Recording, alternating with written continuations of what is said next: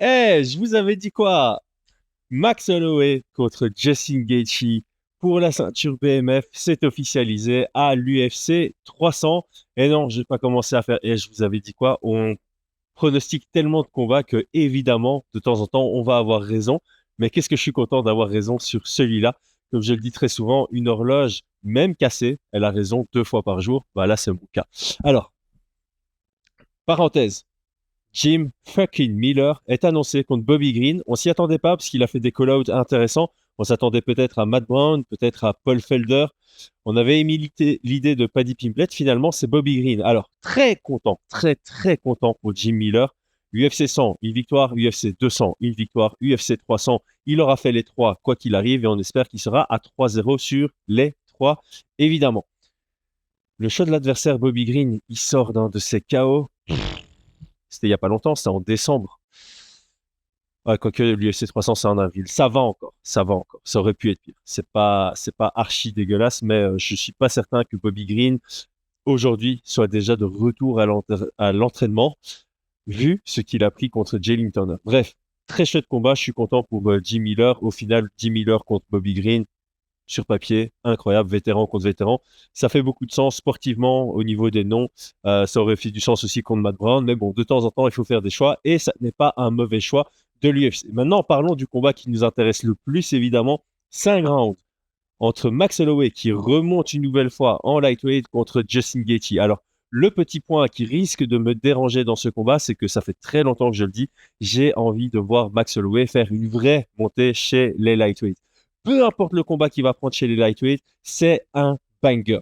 Qu'on le mette contre Justin Gaethje ici, qu'on le mette encore une fois contre Dustin Poirier, qu'on le mette contre BSD, qu'on le mette contre Chandler, qu'on le mette contre Charles Oliveira, qu'on le mette contre Dan Hooker, on peut même aller plus bas dans le classement, c'est que du caviar. Bon, ici, c'est le caviar du caviar. On a Justin Gaethje, 12 combats à l'UFC, 12 bonus de la soirée. Fight of the night, performance of the night. De l'autre côté, on a Max Holloway, 11 bonus en 28 combats. Donc d'un côté, on en a un. En moyenne, il prend un bonus par combat. Alors, il y a eu des combats où il n'a pas pris de bonus et il y a d'autres combats où il a pris deux bonus, le performance et le fight of the night. Ça reste 100% en proportion. Du côté de Max Holloway, on est à 11 bonus sur 28 combats. On est donc à 40% de bonus. Si tu fais la moyenne, tu te dis, en moyenne, l'UFC donne 4 bonus par soirée. Un fight of the night, ça veut dire qu'il y a deux athlètes qui en prennent. Un et deux performance of the night, ça fait 4. En moyenne, il y a 12, 13, peut-être 14 combats par carte. On va dire 26 combattants sur la carte. Donc, il y a 4 combattants sur 26 qui prennent en bonus. Ça fait 15%. Donc, le combattant moyen, il a 15% de bonus. Max Holloway a 40%. C'est quasi x3. Justin Gaethje, on n'en parle même pas. Donc, on a deux gars qui offrent systématiquement des super beaux combats. C'est magnifique. Il y a la ceinture BMF qui est remise en jeu. C'est la première fois qu'elle est remise en jeu. D'abord, c'était Jorge Masvidal contre Nate Diaz. C'était en welterweight. Puis les deux ont pris leur retraite. Personne n'a défendu ce titre. Aujourd'hui, Justin Gaethje a pris le titre contre Dustin Poirier dans la revanche sur un super high kick. Et il va pouvoir défendre cette ceinture. C'est intéressant. Ça donne un petit enjeu et c'est mérité. Justin Gaethje, c'est le BMF. Max Holloway rentre typiquement dans la définition du BMF. J'ai pas pour souvenir qu'il a annulé de combat. C'est le genre de gars qui prend des short notice. Il accepte tout le monde et n'importe qui. Il a changé de division. Pour moi, ça fait partie de la définition aussi du BMF. Il est allé challenger Dustin Poirier en lightweight. Quand Tony Ferguson s'est blessé pour la 4e fois, que Tony Ferguson contre Khabib a été annulé pour la 4e fois, il a accepté le combat à 5 jours. Donc juste un featherweight qui vient monter contre Khabib Nurmagomedov à 5 jours, 6 jours. C'est normal. Non, il rentre dans la définition du BMF et ce combat fait énormément de sens pour cette ceinture. Alors maintenant, ce combat, il est exaltant. J'ai fait une vidéo il y a 2 mois en disant que c'était le combat de rêve et pour moi, je reste dessus. Donc pourquoi est-ce que c'est un combat de rêve? Je l'ai dit, en termes de divertissement, en termes de violence, on y est. Les deux sont des adeptes des Fight of the Night, sont des adeptes de faire des performances qui restent dans nos têtes et obtenir les bonus de performance de la soirée. C'est deux mecs qui sont tout le temps dans des combats intéressants, divertissants, excitants, géniaux, génialissimes à regarder. Pour les fans, c'est parfait. C'est franchement parfait. C'est ce qu'on attendait de l'UFC 300. C'est exactement ça qu'on attendait de l'UFC 300.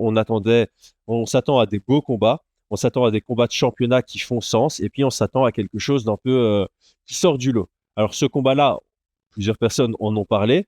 Plusieurs personnes l'ont imaginé. Ça vient pas comme une méga surprise, mais c'est incroyable que ce soit annoncé. Ça fait plaisir. La ceinture BMF en jeu à l'UFC 300. Voilà, ça rentre dans la définition de ce qu'on attendait. J'imagine que ce sera dans les 3 derniers combats. Donc, on a Zhang Weili contre Yan Xiaonan. On a maintenant Justin Gaethje contre Max Holloway. On attend encore un combat pour une ceinture. Alors, on ne sait pas lequel sera le main event. Peut-être que c'est notre main event. Si je dis pas de bêtises, ça n'a pas été annoncé comme le main event. Donc, il y a peut-être encore quelque chose de fou qui nous attend. Et là, clairement, on a 2 combats en plus. Ça nous fait 8 combats au total à l'UFC 300. On avait fait une vidéo avec Brian il y a quelques jours en disant que l'UFC 300, pour l'instant, était stylé, mais décevant. Et ce qu'on entendait par ça, pour ceux qui n'ont pas vu cette vidéo, c'est que c'est une très très belle carte, mais à cause de la communication de Dana White, on est déçu. Ici, les 2 combats qui se rajoutent, Bobby Green contre Jim fucking Miller et Max Holloway contre Justin Gaethje pour la ceinture BMF. Alors voilà, on a 8 combats. Les 8 combats sont très très bien. On commence à avoir les combats qui. Voilà, là, on a un combat en Max Holloway contre Justin Gaethje qui est incroyable. Ça commence à se construire comme étant un vrai UFC 300. Alors maintenant, évidemment, sur les 4-5 derniers combats qui doivent encore être annoncés, on s'attend au moins à un autre truc qui nous fait exploser la tête comme celui-ci. Et je pense qu'on sera tous satisfaits, même si les 3 derniers sont les 3 premiers combats de la carte et qui sont peut-être un peu moins spectaculaires. Mais j'ai l'impression quand même qu'on se dirige vers un truc où, comme l'avait dit Dana White, les 12 combats pourraient être des combats de main card de pay-per-view. Et là, pour l'instant, les 8 annoncés, clairement, c'est le cas. Alors, Justin Gaethje contre Max Holloway. D'un côté, on a le volume. On a le volume de Max Holloway, très très bon boxeur, précis, très fort en featherweight pour gérer son allonge. Elle sera moindre évidemment chez les lightweights. C'est pas un gros puncher, c'est pas quelqu'un qui va mettre un KO sur une frappe ou sur un high kick, c'est plus quelqu'un qui va travailler sur le cumul. De l'autre côté, Justin Gaethje, bah, il est capable d'encaisser, il est capable d'aller dans des guerres. Donc, on a du mal à imaginer un Max Holloway pouvoir finaliser Justin Gaethje. En tout cas, dans les 3 premiers rounds, c'est très difficile à imaginer ça. De l'autre côté, on a Max Holloway qui est aussi un méga montant. Donc, on a 2 gars ultra violents qui rentrent dans des guerres dans leur combat avec des mentons d'exception. Justin Gaethje a un très bon menton. Max Holloway, il n'a pas pris un seul knockdown, alors que, alors là, je suis pas certain, mais statistiquement, c'est le mec à l'UFC qui a pris le plus de coups ou un des gars qui a pris le plus de coups. Et les gens disent toujours, ouais, ça défense. Non, mais en même temps, le gars a 28 combats à l'UFC. Donc c'est normal qu'il ait pris beaucoup de coups. Et en plus de ça, son style fait qu'il rentre beaucoup dans l'échange. Il touche énormément ses adversaires, ce qui fait qu'en retour, il va se faire toucher beaucoup. C'est impossible de toucher 8 fois ton adversaire à la minute et d'encaisser que 2 frappes à la minute. Si tu touches 8 fois ton adversaire à la minute, c'est que tu es très proche de lui, tu es très actif dans un combat et que automatiquement, bah, tu vas te faire toucher 4-5 fois. D'ailleurs, j'aurais dû aller voir les stats, mais on n'est pas dans l'analyse ici, on est juste dans l'exaltation. C'est le fan en moi qui est en train de parler. D'ailleurs, vous le remarquez peut-être, je suis à fond dans l'émotion là. Je kiffe ce combat. Donc ce combat est bien parce que on a 2 mecs qui vont se rencontrer, qui vont échanger, et on a vraiment ce truc de Max Holloway, très bon jab, très bon direct, donc très bonne gestion de la boxe à distance. Donc en boxing range, bras tendu, il est excellent. Et de l'autre côté, on a Justin Gaethje avec des incroyables low kicks. Et ça, j'ai toujours kiffé dans les combats de MMA. C'est un bon jabber contre un bon mec qui envoie des low kicks. Parce que tu es sur la même distance. La distance de ton jab se fait contrer par le low kick. Le low kick se fait contrer par le direct. Et donc ça va être une chouette dynamique. Le deuxième élément qui m'intéresse là-dedans, c'est qu'on a vraiment un Max Holloway qui va travailler sur le volume. Et de l'autre côté, on a un Justin Gaethje qui envoie des coups de marteau. Justin Gaethje, son problème systématiquement dans chacun de ses combats, sauf à partir du 3e round contre Tony Ferguson, c'est qu'il veut envoyer ses frappes tellement fort qu'il manque de précision, qu'il manque un peu de justesse, de lucidité dans ses envois, et il perd position. Si ça rate, si son uppercut rate, si son crochet avant rate, il perd de position. Et je pense que Max Holloway peut capitaliser là-dessus. Faire rater Justin Gaethje et puis avancer sur une combinaison quand Justin Gaethje est hors de position. Par contre, s'il se fait connecter par Justin Gaethje, ça va être compliqué. Si Justin Gaethje arrive à lui mettre une vingtaine de low kicks sur les 3 premiers rounds, le 4 et le 5 vont être compliqués. C'est le genre de combat où, je le dis maintenant, si dans un round, Max Holloway touche Justin Gaethje 30 fois, on va prendre sa moyenne, 30, 40 fois, et se fait toucher 25 fois, 20 fois, c'est Justin Gaethje qui va prendre le round. Pourquoi? Parce que quand il touche, ça fait mal. Chacune de ses frappes, c'est envoyé avec des mauvaises intentions.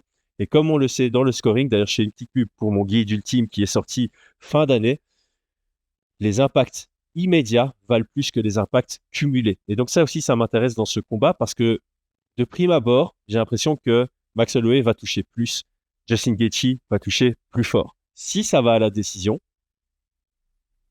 ce qui est uniquement probable parce que les deux sont durables et résistants, donc la possibilité est là. Ça peut partir dans tous les sens, ce combat, c'est incroyable.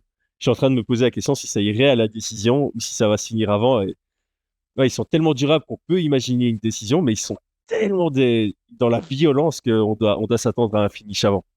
Si ça va à la décision, comment est-ce que les juges vont scorer si on a vraiment quelqu'un qui a envoyé beaucoup plus de volume et qui a beaucoup plus touché face à quelqu'un qui a touché beaucoup plus fort? Ça va être très intéressant. Bref, ce combat est incroyable. Dites-moi en commentaire votre premier pronostic. On va faire ça pour créer de l'engagement sur cette vidéo. Les gars, belle journée à vous. C'est une belle journée. Bon mercredi à vous. Ciao, ciao. C'était Chris sur Fight Mind.